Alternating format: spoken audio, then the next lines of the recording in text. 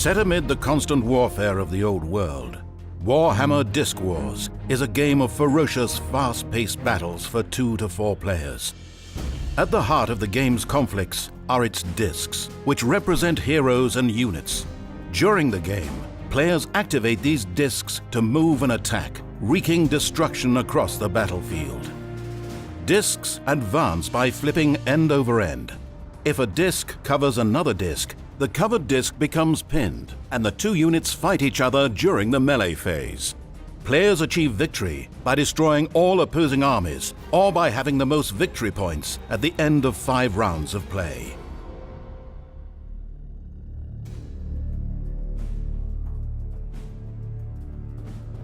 Warhammer Diskwars is not played on a game board. Players instead measure a 3-foot by 3-foot area on a flat surface using the range ruler and the battlefield markers. Heroes stand at the forefront of each army in Warhammer Diskwars. Before a game, you and your opponents decide how many heroes you will each bring to battle. Each hero has a number of recruitment points that can be spent to recruit units. Command cards are used to activate your units on the battlefield, allowing you to marshal your armies into position.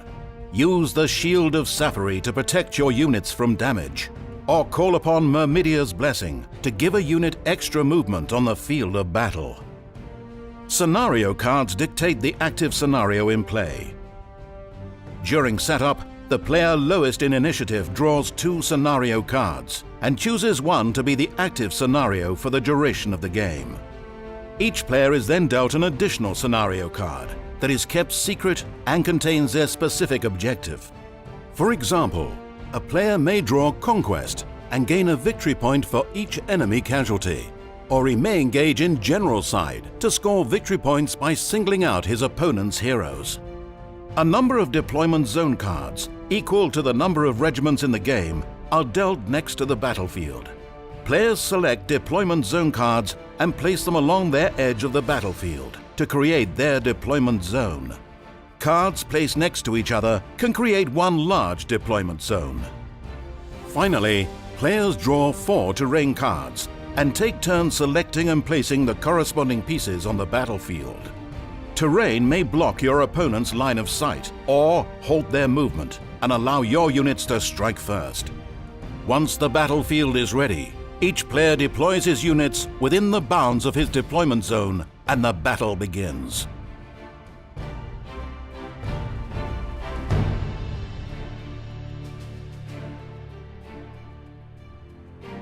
As you charge into battle, you and your opponents attempt to destroy each other with custom armies. Use ranged attacks to hold your enemies at bay and then cut them down in brutal melee engagements. Discs are activated using command cards. Each command card has a strategy used to determine the order in which they're resolved. Players resolve bold strategies before steady, devious strategies before bold, and steady strategies before devious. Slow strategies are resolved last. Command cards also indicate the number of units you activate, and many introduce other game effects that dramatically alter the outcome of the round's combat. In this example, the Empire player reveals an Assault command, while the Orc player reveals an Eager Troops command. Bold strategies resolve before steady strategies, so the Empire player activates his units first. The Empire player activates 4 discs on the battlefield. Each activated disc can take one of 4 basic actions: move, resolve a focus ability, make a ranged attack, or pass. The Empire player activates a Marienburg Swordsman unit, which has a movement of 5 and takes a move action. The Empire player moves this unit by flipping it end over end, advancing it across the battlefield until he stops on top of an Orc boys unit. This pins the Orc boys and initiates a melee attack at the end of the round. After the Empire player finishes his remaining activations, the Orc player resolves his activations and play continues to the melee phase.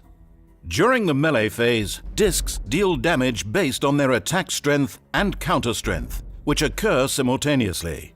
The Swordsman unit does 4 attack damage to the Orc boys, and the Orc boys unit does 3 counter damage to the Swordsman, Since the Orc Boys unit only has a toughness of 4, it is destroyed and removed from battle.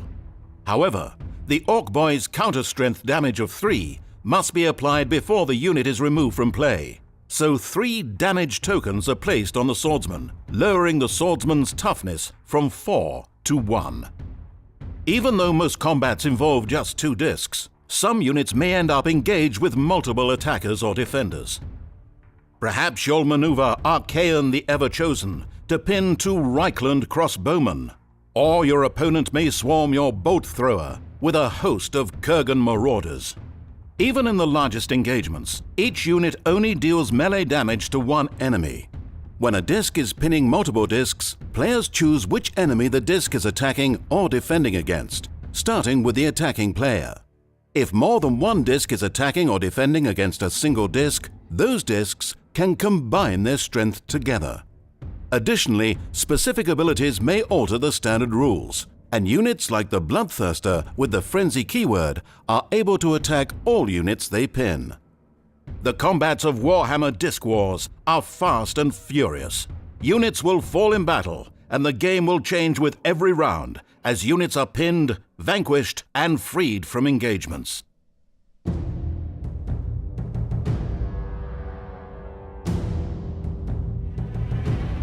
Warhammer Diskwars Army building rules allows you to easily recruit your forces and experiment with different strategies and synergies.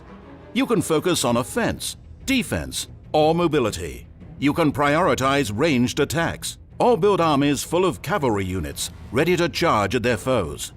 You can explore the strengths hidden in different keywords, and you can expand your creative options with future expansions which will introduce new units, command cards, and terrain. An age of warfare has dawned. Heroes spur their regiments into battle. Lesser armies are obliterated. Victorious commanders become legends. Dive into the fast-paced conflicts of Warhammer Diskwars and rise to glory.